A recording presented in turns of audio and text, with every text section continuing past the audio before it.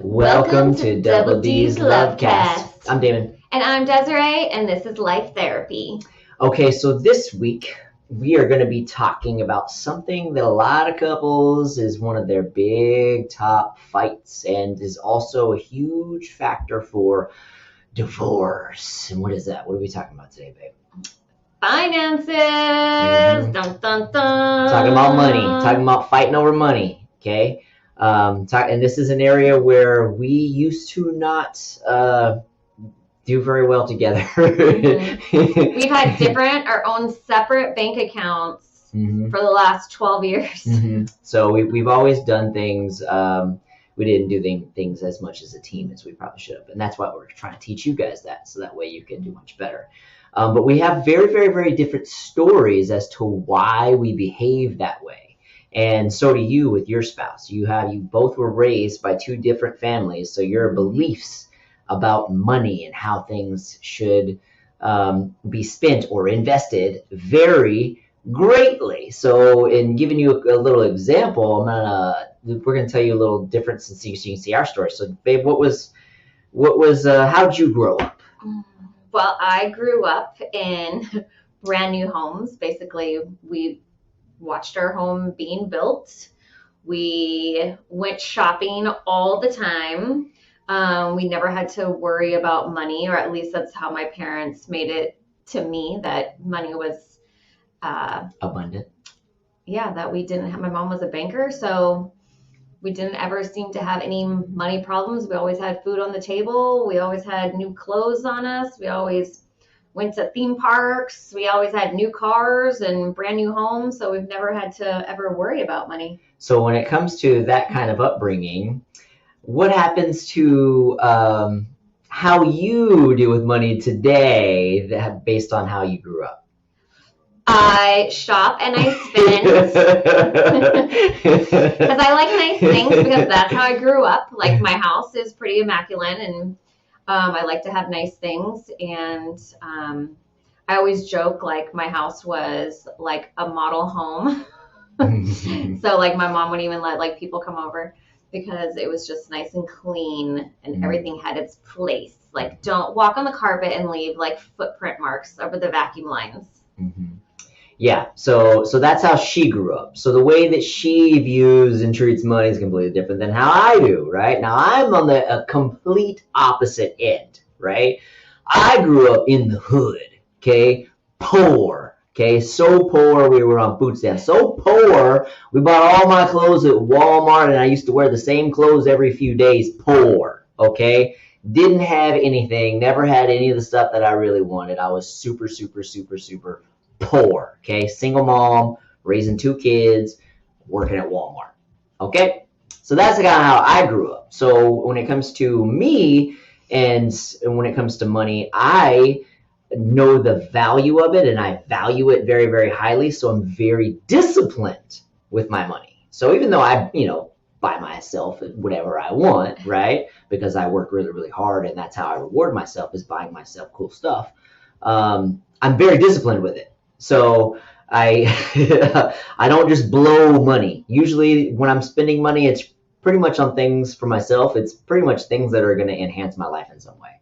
Like, I'm not just buying things just to buy things. I'm doing things and purposely investing in things that are going to make me better somehow, or make me make more money, or make me more productive, or something that's going to add value to my life somehow, right?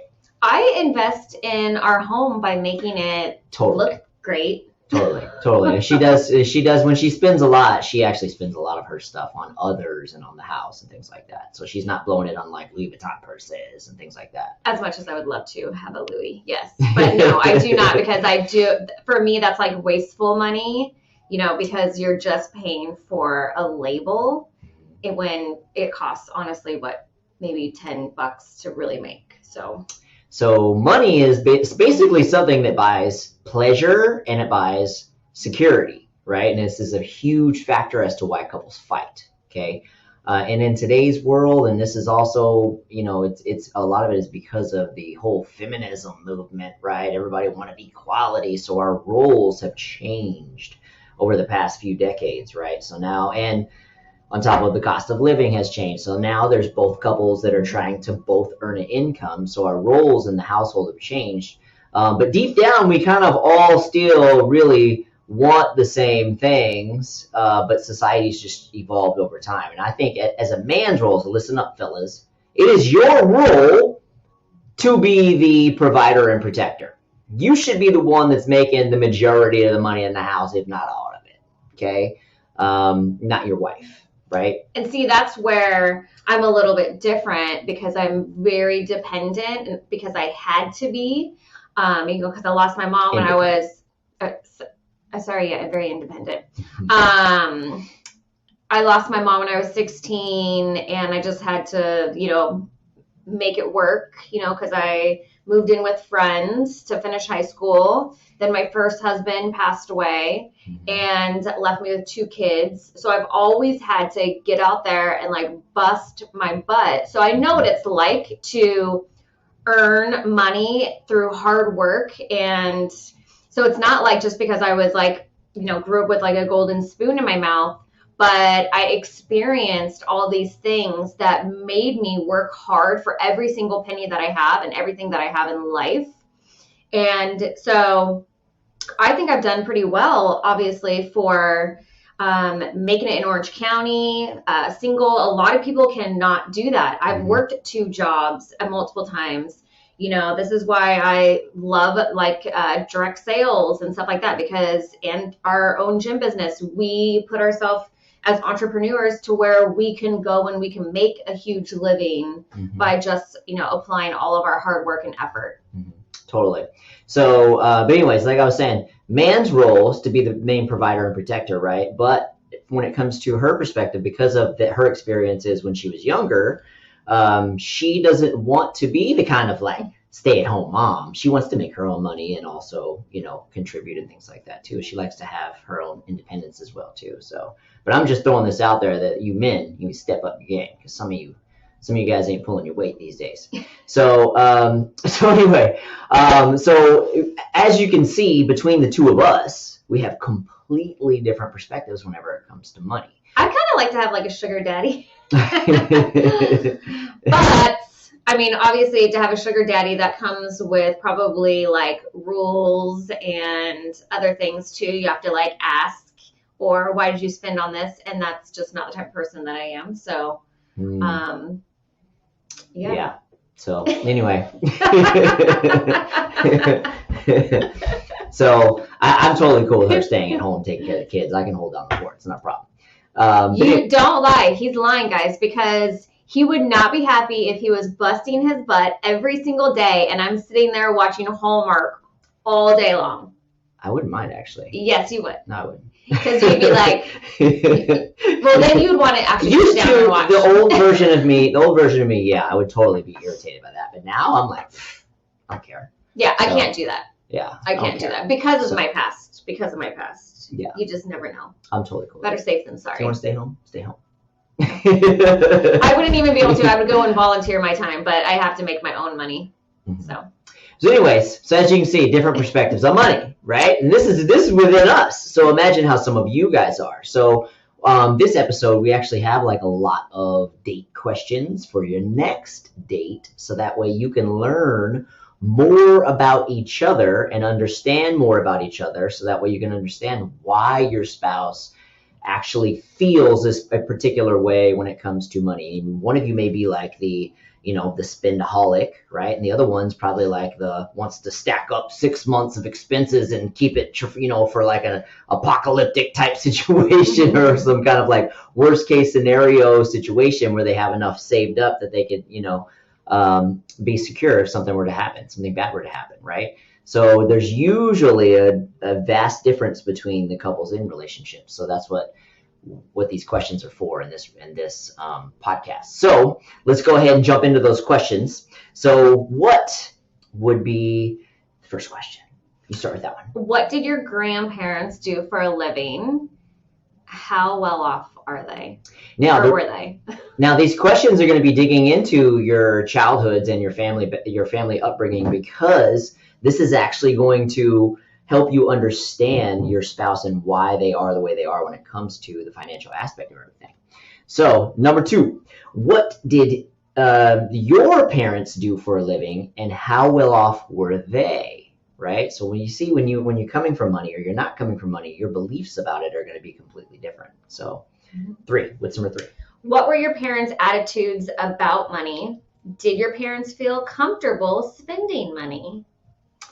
That's a good one. Yeah. So think about that one. Okay, just between us, right?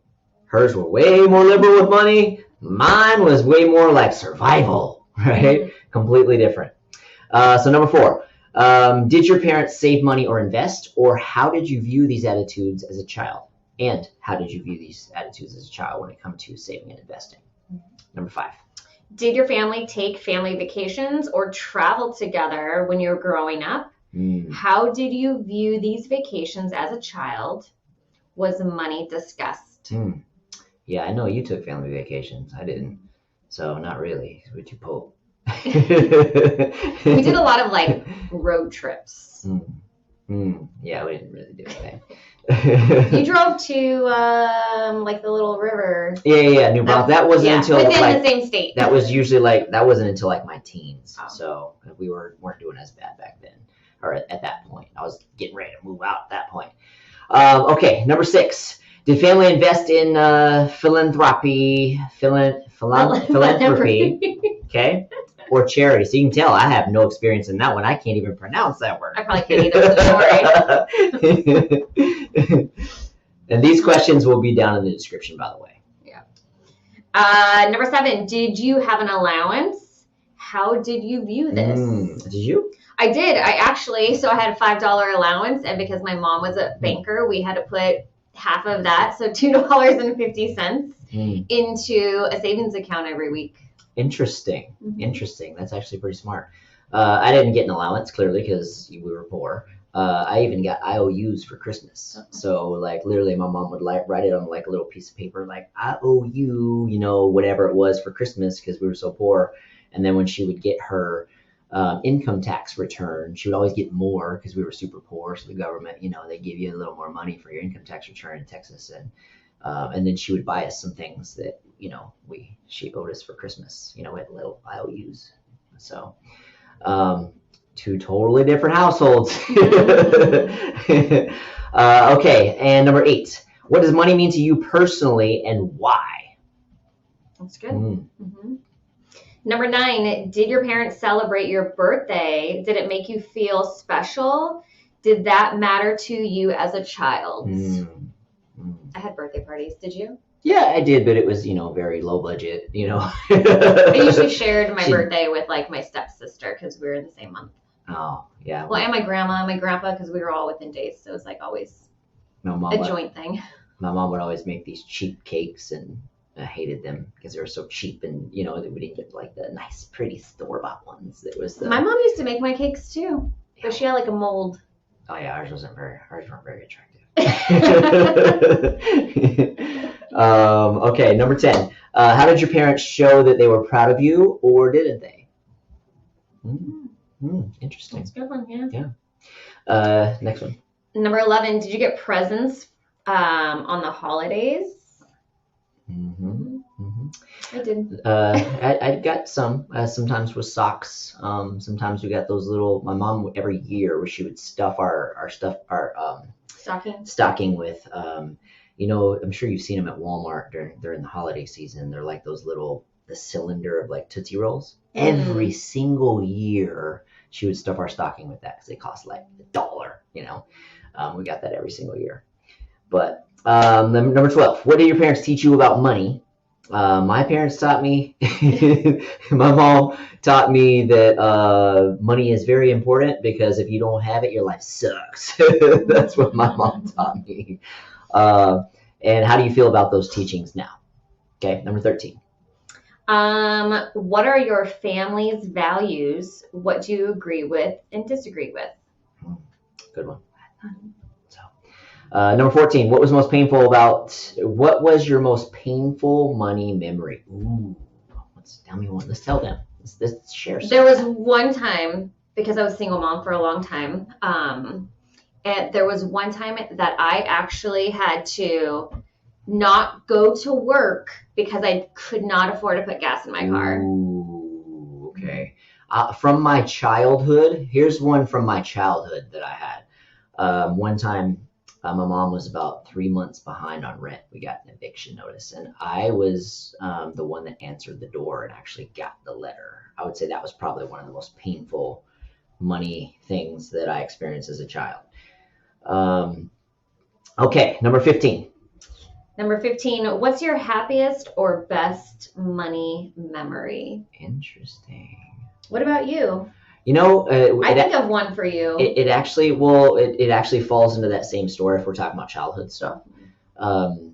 We had gotten that eviction notice, right? And we were getting kicked out of our apartment. And my mom had a friend who was doing really well in life, and he worked for like the refineries and stuff. And they were doing like this thing for the holidays, and where they were, gathering together all this money and stuff to help out a family in need. And it ended up going to us, and we ended up getting all this money that his work had put together, right? And we ended up being able to get caught up on the rent, and we didn't get evicted. Oh, that's cool. Same That's story. a good story. Mm-hmm. Very Same good. story, but yeah. But that Awesome. was, yeah. So it was cool. That's probably one of my coolest memories. Is we were worried like, where are we gonna live? We're getting evicted. And then her friend ended up, getting this money at work, and we ended up not getting kicked out, right? So, number 16, how much is enough? And what does money mean to you? Now, if you would have asked me this 10 years ago, I would have had a different answer. So how much do you today, in the world that we're in right now, how much to you is enough? That's because I have a lot of things that I want to do Mhm. that involve a lot of money to get it started. So, yeah, I need some couple millions, guys, for my next project. Yeah, I think for me, honestly, I think a minimum of 100K a month would be sufficient. So life is very expensive. That's just is. me. But okay, number 17, babe. What 3 things do you appreciate about your partner's contribution to the wealth of the relationship? That's a great question. And that's one of the things with him that I've always known is like he always wants to make more money. He always, wants to help people. I always say the hardest worker probably that I know. And he doesn't let like any type of excuse or anything get in the way. Mm-hmm. So like, I know that he'll always like make it happen. Mm-hmm. Thank you, babe. Mm-hmm. Number 18, what are you grateful for?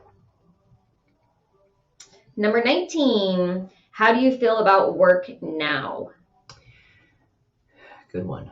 Number 20, we only got a few left. Okay, how do you imagine your work changing in the future? Right? You want to be? I already know this. No, you don't. Yeah, we have different plans for the future a couple years from now. So, yeah, different. What is your biggest fear around money? Not having any. That's my biggest fear. The government taking it all. That too. I hate them. I hate them. Okay, so number 22. What do you need to feel safe talking about money? So this is an area that we really weren't comfortable talking about before, that now it's totally open and free. Mm-hmm. Like it's totally fine now. But before, when I was the old version of me, I was very like, no, it has to be this way. He always talks about this old version of himself. I feel like we need to like give him a new name. We already have one. It was the Desmond. That's part of my name and his name. Oh, my name, Desmond. That's gonna be your the evolved version. Des and Desmond. You're silly. Okay, so how often do you think about money on a scale of 1 to 10? Every hour. Constantly, all day. Yeah, it's always, because we're always trying to grow and improve and make more, and always trying to hit that next level. So. Well, yeah, and 2, like being entrepreneurs, like our day to day, our monthly income and expenses. It's always changing. It's always different. It's always high.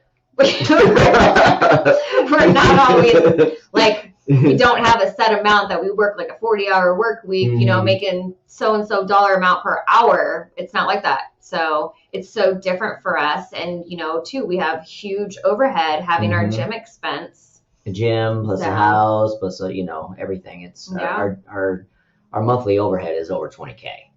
So altogether. So. Yeah. This is why I have to work, guys. No. Okay. And number 24. How can I help you feel more secure when you are worried about money? So this is a great question to ask each other, right? So these questions are going to help you get to learn more about your spouse and more about, we've actually asked each other these questions before, like probably 6 months ago. We actually went through these questions on a date before, asking all these questions, and then what you're going to find out about each other. And even you're going to be evolving and in a different state. You can even ask these questions like once a year, right? Because you're going to be in a different state year by year, right? Based on where you are financially and mentally and emotionally and in your relationship. So the answers to some of these may change. So as you evolve, your answers may evolve as well too. So anyways, we just want to give you some questions to answer or to ask and answer on your next date, so you can have deeper conversations, so you can learn more about your spouse, so that way you can have a more successful relationship. Anything you want to add to that, babe? Just get out there and be each other's sugar mommy and sugar daddy to each other. Totally. All right, so that wraps this one up. So we are actually headed out to go hit our workout out now. So we will catch you guys next time. So bye, guys. Bye, guys.